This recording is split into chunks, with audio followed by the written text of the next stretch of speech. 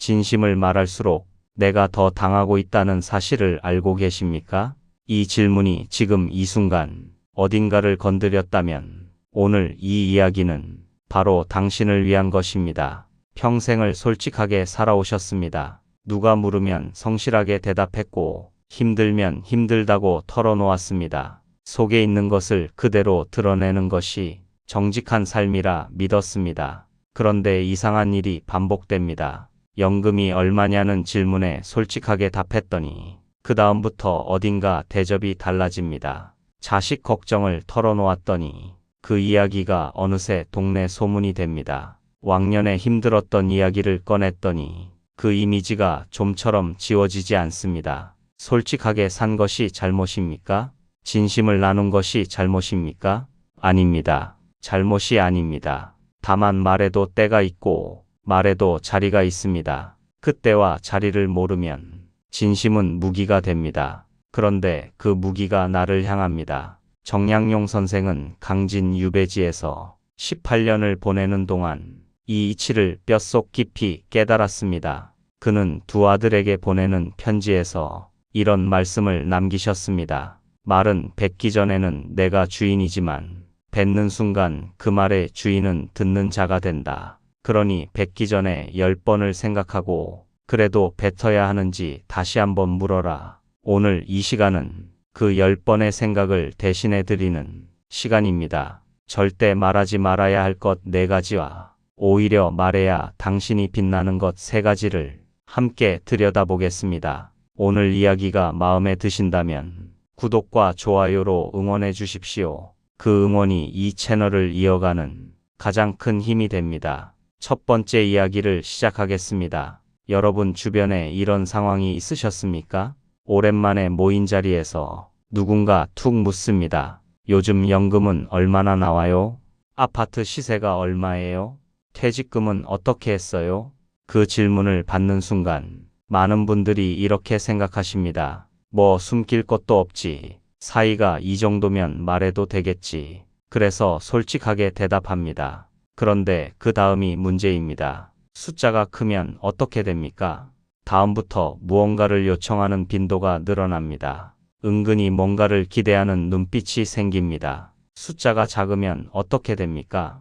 미묘하게 대접이 달라집니다. 말 한마디의 무게가 사라지는 것을 느끼게 됩니다. 이것이 경제적 낙인의 실체입니다. 저울 하나를 상상해 보십시오. 한쪽에는 당신이라는 사람이 있습니다. 그런데 숫자를 말한 순간 저울 반대편에 그 숫자가 올라갑니다. 그리고 상대는 당신 대신 그 숫자를 바라보기 시작합니다. 당신이라는 사람은 사라지고 숫자만 남습니다. 역사 속에서 이 이치를 보여주는 인물이 있습니다. 조선의 거상 임상옥입니다. 그는 당대 최고의 상인이었지만 자신의 재산 규모를 누구에게도 정확히 알리지 않았습니다. 상대가 물으면 이렇게 답했습니다. 하늘이 허락하신 만큼 쓰며 삽니다. 이 한마디가 임상옥을 어떤 숫자보다 더 크게 보이게 만들었습니다. 아무도 그의 재산을 정확히 알지 못했기 때문에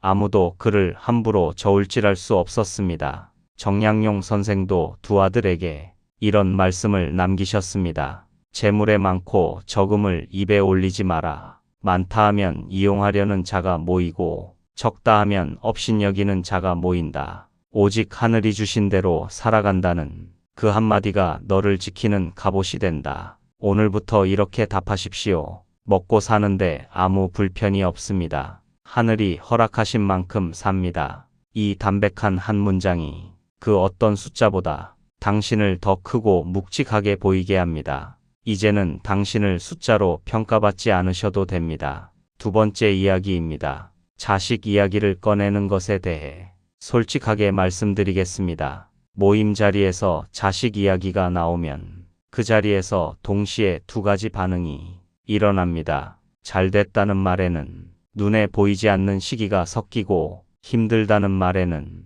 눈에 보이지 않는 안도가 섞입니다. 자식 자랑은 상대를 불편하게 만들고 자식 흉은 상대에게 우리 집보다 저 집이 더 힘드네 하는 못된 위안을 줍니다. 어느 쪽도 당신에게 이롭지 않습니다. 이런 장면을 생각해 보십시오. 65살 모임에서 한 분이 자식이 이번에 대기업에 갔다며 이야기를 꺼냈습니다. 그 자리에 취업 준비 중인 아들을 둔 어머니가 앉아 있었습니다. 그 어머니는 집에 돌아가는 길 내내 가슴이 답답했습니다. 그리고 그 다음 모임부터 조용히 나가지 않았습니다. 자식 자랑 한마디가 오랜 우정을 조용히 끊어냈습니다. 반대로 자식 흉은 어떻습니까? 우리 아들이 연락도 잘 안 한다. 며느리가 좀 그렇다. 이 이야기는 관계가 틀어지는 순간 동네 소문의 재료가 됩니다. 그 소문이 어떤 경로로 어디까지 가는지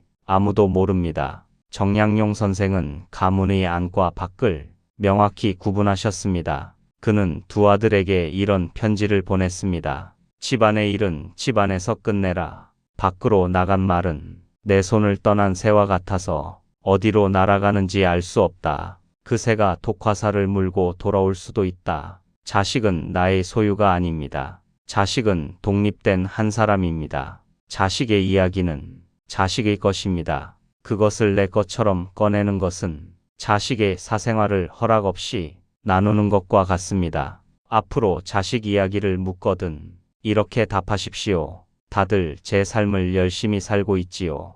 이 한 문장이면 충분합니다. 더 이상 덧붙이지 않아도 됩니다. 그 여백 속에서 당신의 품격이 드러납니다. 평생 고생 많으셨습니다. 자식 걱정은 가슴 속에서 조용히 사귀셔도 됩니다. 세 번째 이야기입니다. 이런 경험이 있으십니까? 외롭고 힘든 날, 오래 알고 지낸 친구에게 마음속 깊은 곳을 털어놓았습니다. 그때는 서로의 비밀을 나눈 깊은 우정처럼 느껴졌습니다. 그런데 어느 날 그 관계가 틀어졌습니다. 그러자 그때 털어놓은 이야기가 엉뚱한 곳에서 들려오기 시작했습니다. 그 순간의 배신감을 기억하십니까?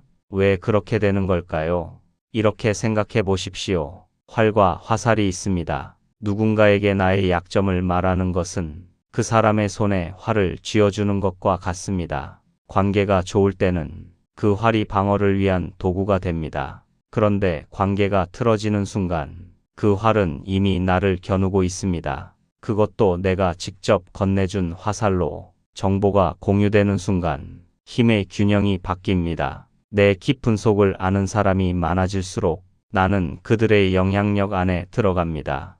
역사 속에서 이 이치를 보여주는 인물이 있습니다. 삼국지의 조조입니다. 조조는 자신의 속마음을 어느 누구에게도 완전히 드러내지 않았습니다. 측근들조차 조조의 진심을 알지 못했습니다. 그는 심지어 잠결에도 사람을 죽인다는 소문을 스스로 퍼뜨릴 만큼 자신의 내면을 철저히 가렸습니다. 물론 그 방식이 옳다는 것이 아닙니다. 그러나 내면을 드러내지 않는 것이 관계에서 어떤 힘을 만드는지 조조는 그것을 알았습니다. 정약용 선생은 이런 말씀을 남기셨습니다. 외로움은 타인에게 구걸하여 채울 수 없다. 외로움을 타인에게 털어놓는 것은 상처에 소금을 구걸하는 것과 같다. 진정한 외로움은 오직 내면의 수양으로 그리고 하늘을 향한 고요한 기도로만 채워진다. 정약용 선생 자신이 18년 유배라는 극한의 외로움 속에서 그 방법을 실천한 분입니다. 그 고독 속에서 그는 결코 자신의 내면을 아무에게나 열지 않았습니다. 대신 붓을 들어 책을 썼습니다. 500권이 넘는 저작이 그 증거입니다. 오늘부터 이렇게 하십시오. 깊은 속은 일기장에 쓰십시오. 혹은 조용히 하늘을 향해 말하십시오. 그것이 당신의 상처를 가장 안전하게 지키는 방법입니다. 이제는 아무에게나 마음을 여느라 힘 빼지 않으셔도 됩니다. 네 번째 이야기입니다. 오늘 하루 주변을 한번 돌아보십시오. 이런 분이 계십니까? 왕년에 보증 잘못 썼다가 망한 이야기를 술자리마다 꺼내시는 분, 사업 실패 이야기를 자꾸 웃으며 말씀하시는 분, 젊을 때 방황했던 이야기를 솔직함이라는 이름으로 나누시는 분, 그 이야기를 하실 때 상대방 표정에 무엇이 지나가는지 보이십니까? 사람의 기억에는 이상한 법칙이 있습니다.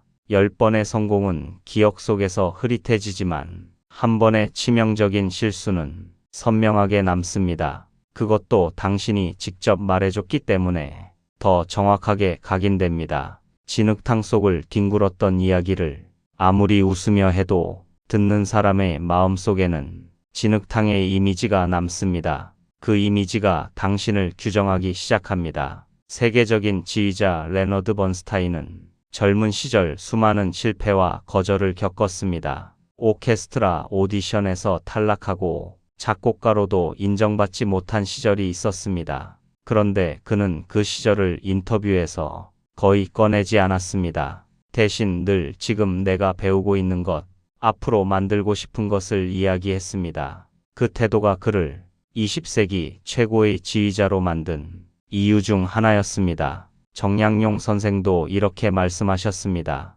이미 지나간 잘못을 되짚는 것은 상처에 손을 대어 딱지를 떼는 것과 같다. 그것은 치유가 아니라 덧남이다. 오직 지금 이 순간에 내가 어떻게 사는가만이 나를 말해준다. 지나간 실수는 당신이 아닙니다. 그것은 그때의 상황이었습니다. 지금의 당신은 그것을 이겨내고 여기 이 자리에 서 있습니다. 과거의 이야기 대신 이렇게 말씀해 보십시오. 요즘 이것을 새로 배우고 있습니다. 이런 것에 새로 재미를 붙였습니다. 흐르는 강물처럼 지금을 말하는 사람 곁에는 사람들이 모입니다. 고인 물 같은 과거를 말하는 사람 곁에서는 사람들이 조용히 자리를 뜹니다. 당신의 오늘은 어제의 실수보다 훨씬 빛납니다. 이제 반전의 이야기를 드릴 시간입니다. 말을 줄이라는 것이 아무 말도 하지 말라는 것이 아닙니다. 말을 줄이되 어떤 말을 해야 하는지를 알아야 합니다. 오히려 해야 하는 말 3가지가 있습니다. 첫 번째입니다. 나 대신 상대를 빛내는 말을 하십시오. 내가 어떻게 했느냐 대신 당신이 참 잘하셨더라고요. 그 선택이 정말 대단해 보였습니다. 라고 말해 보십시오. 사람들은 자신을 빛내준 사람을 오래 기억합니다. 그리고 그 사람을 더 크게 봅니다. 상대를 칭찬한 사람이 오히려 더 훌륭해 보이는 역설. 그것이 대화의 지혜입니다. 두 번째입니다. 결핍이 아닌 충만함을 말하십시오. 돈, 건강, 자식 걱정 대신 요즘 이 책이 너무 좋더라고요. 이 음악이 마음에 들어서 자꾸 듣습니다. 요즘 아침 산책이 얼마나 좋은지요. 이렇게 말하는 사람 곁에 사람들은 끌립니다. 결핍을 말하는 사람 곁에 있으면 함께 무거워집니다. 충만함을 말하는 사람 곁에 있으면 함께 가벼워집니다. 그 차이가 당신의 아우라를 만듭니다. 세 번째입니다. 왕년 대신 지금을 말하십시오. 내가 언제 어땠었는데 대신 요즘 이런 것에 도전 중입니다. 이 나이에 처음으로 이걸 해보니 이런 게 좋더라고요.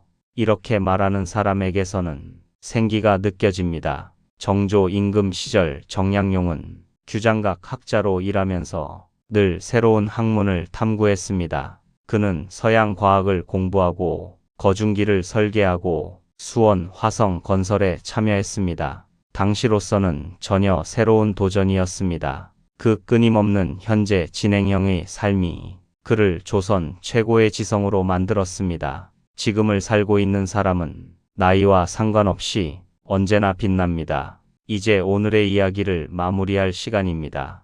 오늘 우리는 4가지를 함께 들여다보았습니다. 돈의 숫자는 말하지 않는 것, 자식 이야기는 자랑도 흉도 삼가는 것, 속 깊은 이야기는 아무에게나 열지 않는 것, 지나간 실수는 되씹지 않는 것.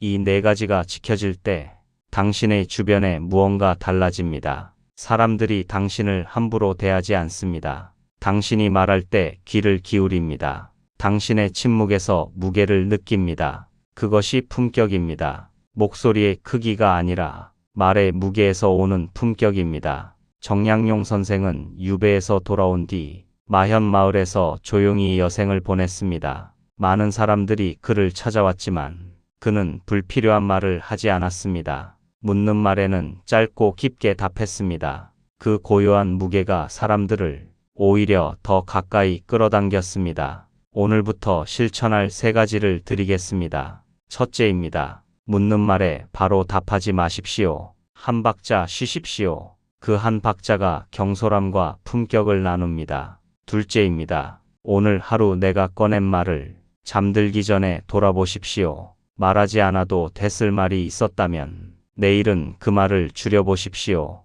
그 작은 실천이 쌓여 당신의 말에 무게가 생깁니다. 셋째입니다. 대신 이 말은 늘려보십시오. 상대를 향한 관심 한마디. 요즘 어떠세요? 잘 지내고 계신가요?